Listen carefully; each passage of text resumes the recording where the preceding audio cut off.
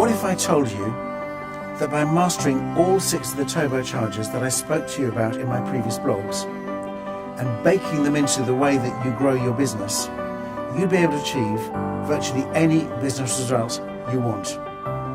By harnessing the power of compounding and putting the systems in place to grow your business in all 3 dimensions, you will build your business into an asset worth far more than can be achieved by the usual linear thinking. Hello, I'm Robert Clay from Marketing Wisdom. Over the last 20 years, I've done considerable research into what makes businesses market leaders in their niche. In that time, I've taught more than 600 established businesses how to harness and apply these principles, which has enabled them to outsmart the 98% of businesses that don't. It works. In my previous blog, we showed you the 6th of our turbochargers, which looked at how to achieve more profitable sales. Today, I'm going to show you the profit acceleration formula, which demonstrates the power of compounding. Before I do that, let me remind you of all 6 turbochargers. 1. Lead generation strategy. 2. Conversion strategy. 3. More spend per sale.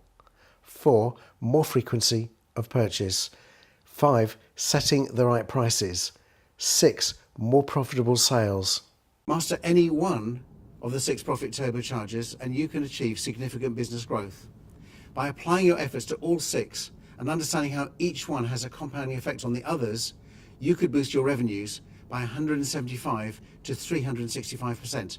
So what's not to like about that? Come with me and I will show you how.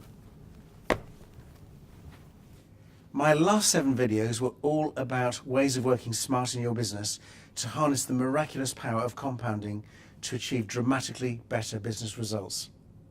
The first video in the series, titled Where 98% of Businesses Go Wrong, was all about the geometry of business growth, which addresses the 3 ways to accelerate your business growth and at the same time reduce the amount of time, effort, manpower, stress and expense by about 80%. The last 6 videos were all about the individual turbochargers, and now I'm going to show you how to use them in the profit acceleration formula. But before I do that, I'm going to share with you an edited passage from a book I would highly recommend, The Slight Edge by Jeff Olson. This extract uses stories to illustrate the power of compounding interest. A wealthy man approaching death summoned his twin sons and told them he wanted them to experience the same richness of life that he'd experienced in his time on earth. He explained that he couldn't give them the world as he'd like to, but instead was leaving them both a gift. He gave each of them a wallet to finance their adventures, and what went into the wallet was their choice. In one hand, he grasped $1 million in cash, and in the other hand, he held a shiny new penny. Both sons were offered the same choice, $1 million in cash or a single penny, which, whatever their choice, they had to leave the money in their wallet under the care of his butler for 1 full month. Anything they didn't take would be returned to his estate and left to charity. If they chose to take the $1 million cash, they could draw against it as a credit with his bank. If they chose to take the penny, they could also draw against it, but each day its line of credit was untouched. His butler was instructed to double the contents of the wallet for as long as it was under his care. Finally, he gave them both a little book of stories to pass the evening hours. He asked them to come back the next day to tell him their choice. Then he kissed them both and sent them on their way.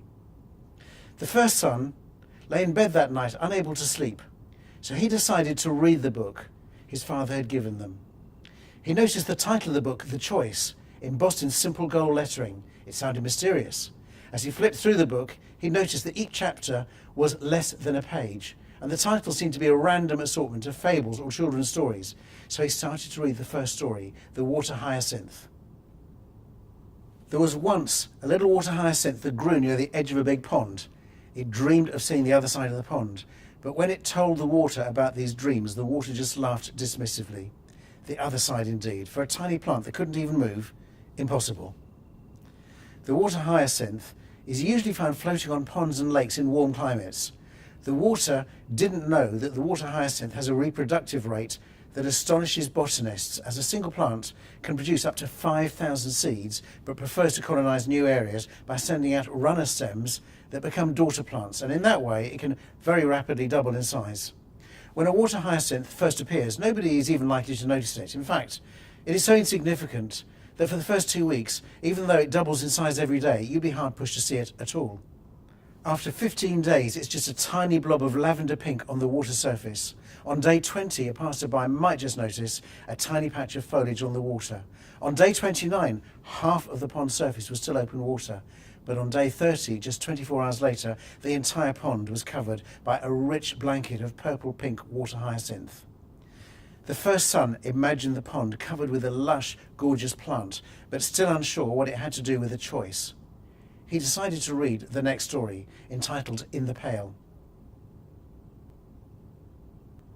2 frogs ventured into a dairy one day and hopped onto a large milk pail, half filled with fresh cream. They'd never tasted anything so delicious. Soon their bellies were full. Feeling sleepy, they decided to leave, but soon they realised they were in trouble. It was easy to hop into the pail, but how would they now get out? The inside of the pail was too slippery to climb. They couldn't reach the bottom, so they couldn't step on anything for traction, and they couldn't hop to safety either. So they began frantically thrashing about, scrabbling for a foothold on the slippery sides, and finally one cried out, "It's no use, we're doomed."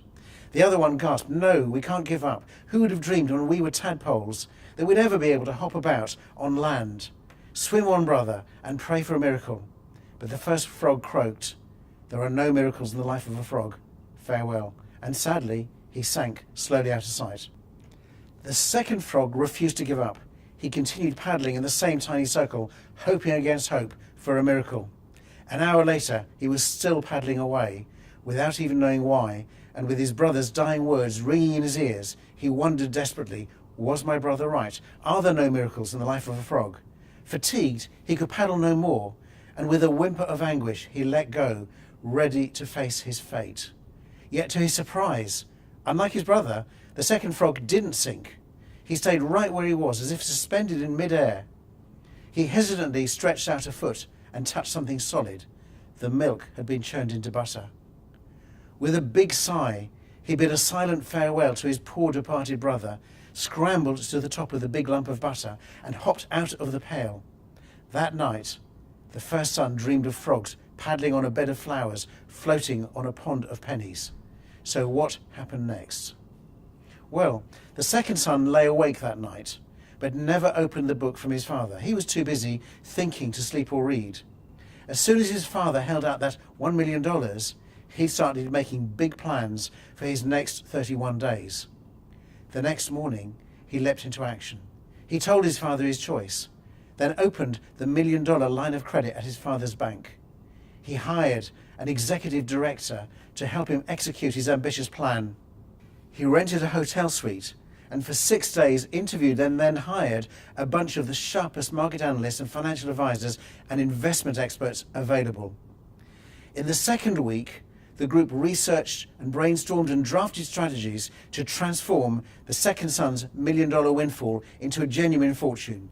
And by the start of week 3, they were ready to turn his million into billions.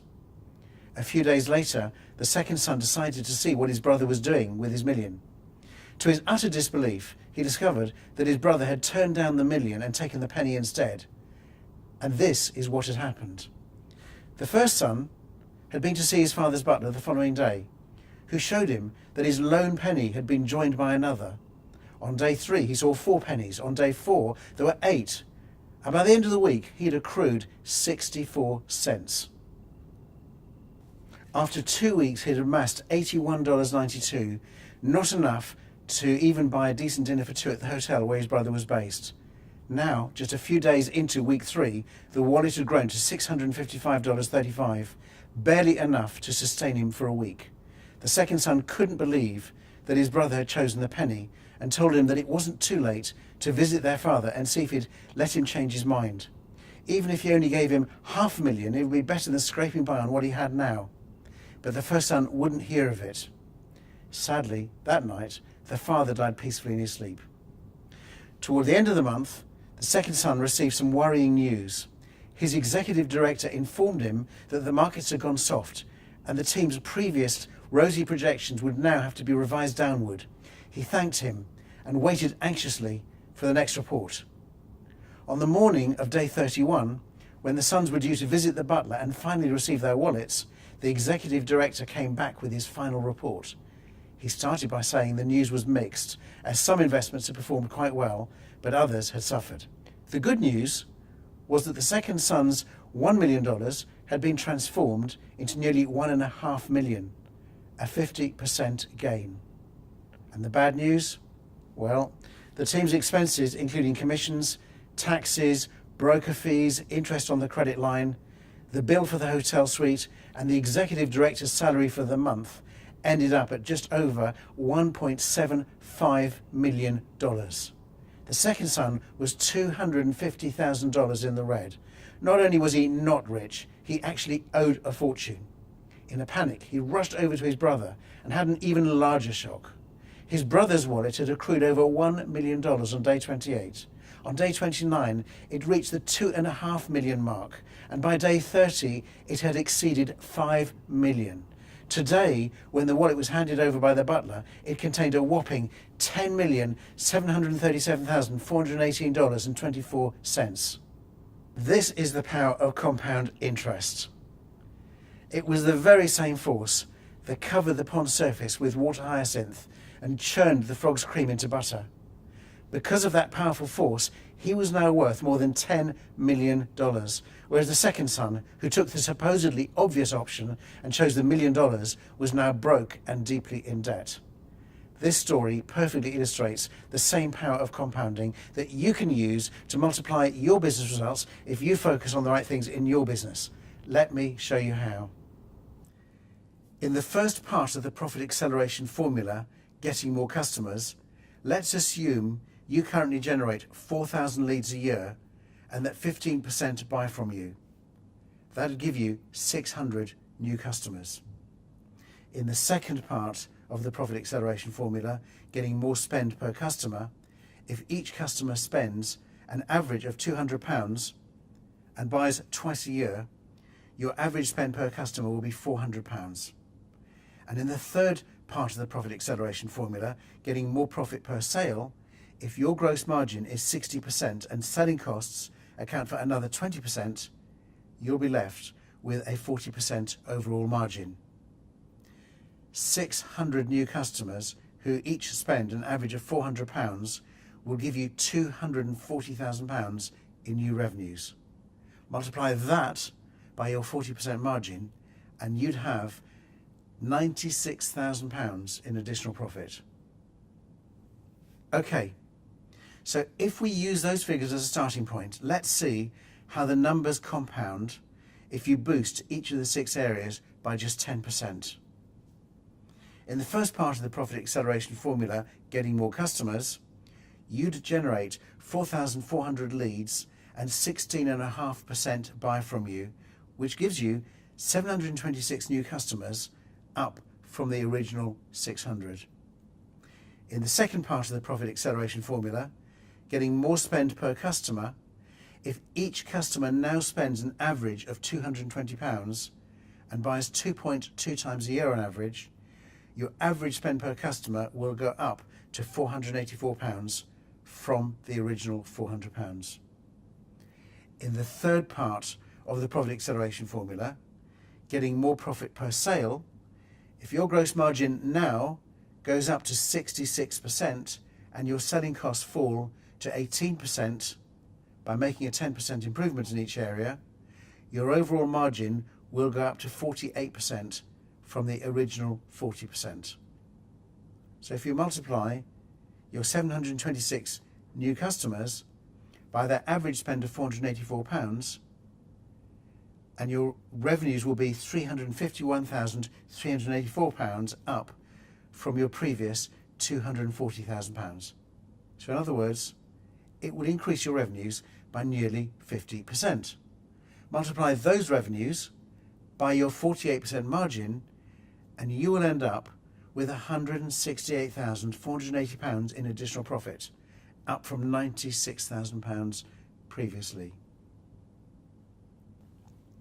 That simple 10% turbo boost in each of those 6 areas doesn't just give you 10% or even 60% better profits. It boosts your profits by an extraordinary 175%. And best of all, It's actually very easy to boost your business by 10% in all 6 areas.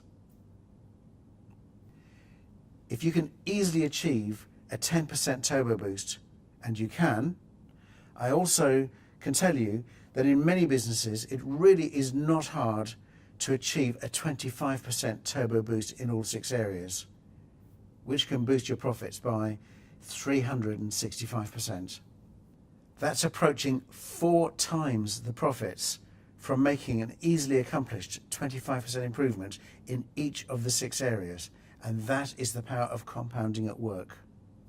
Once you understand how each of the 6 profit turbochargers has a compounding effect on the others, you'll be streets ahead of the 98% of businesses that, relatively speaking, get nowhere due to focusing on the wrong things. So why not take a few minutes now and substitute the figures shown above with the equivalent figures for your own business. Then work out the effect of a 10% or even a 25% turbo boost in each of the 6 areas. As always, your goal should be to get your business working harder and harder for you on an ongoing basis and put systems in place that will allow you to build your business into an asset worth many times more than could ever be delivered by the usual linear thinking and arithmetic growth. Now that's something to think about. I'm Robert Clay. Thank you for joining me today, and I look forward to sharing my next vlog with you.